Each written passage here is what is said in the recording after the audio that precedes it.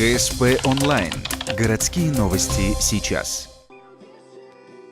Минувшие выходные побаловали ухтинцев отличной погодой. Несильный морозец и яркое солнце стали поводом для спортсменов устроить турнир по волейболу.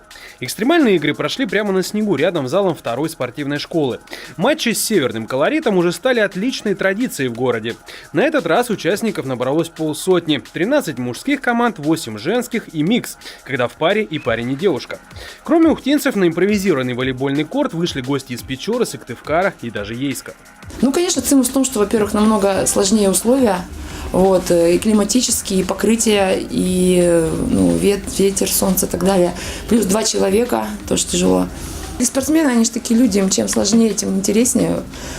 И каждый хочет попробовать свои силы, и в том числе и на снегу, и в любую погоду.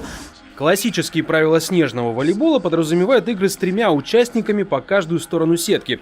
В Ухте полевых игроков сделали поменьше, чтобы команд было больше.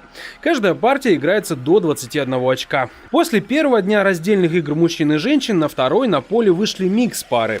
По итогам турнира у мужчин весь пьедестал почета за ухтинцами. У женщин почти так же, за исключением 3-го места, которое взяла пара девушек из Сыктывкара и Печоры. В миксах серебряную награду завоевала гостья из Ейска, в паре опять же с ухтинцем.